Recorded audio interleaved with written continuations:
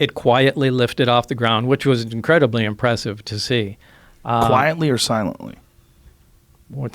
Well, quietly, because Did it make some sort of a noise? It produced a little corona discharge from the bottom. A corona discharge is kind of a high voltage brush, little bluish glow discharge. As it was lifting off the ground, you can hear a slight hiss sound. Now, as soon as it cleared the ground by about 5 or 10 feet, maybe even less than that, the hissing stopped and the blue glow disappeared. So it lifted off quietly and then it hovered silently, if you want to be specific. The craft itself, they communicated with it with because I saw the guy talking in a regular VHF radio to the person in the craft. And I even saw the frequency that was on the frequency counter of the communication, the transceiver there.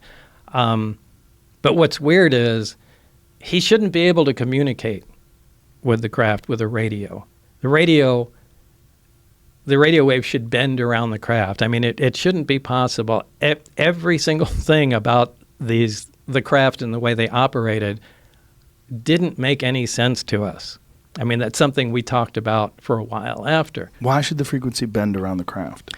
Well, you really have to look at the way the gravity wave comes out of the craft. There's the reactor's in the center, and there's a waveguide that goes up to the top. There's actually a small appendage that sticks out of the top of the craft, and it produces a heart-shaped gravitational distortion around the craft.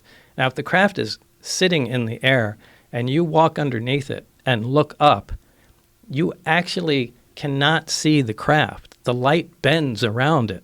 You're bending gravity, bends light. It bends radio waves.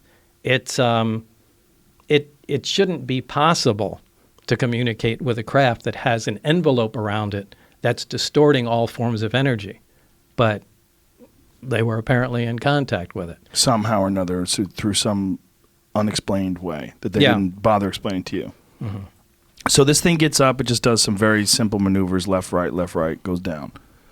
And did they discuss this with you? I mean, they said they wanted you to see it. No, they just wanted, they didn't discuss anything with me. It sat down, we looked around for a bit, and Barry said, let's go back. We went back in the lab. All we got to do was see it.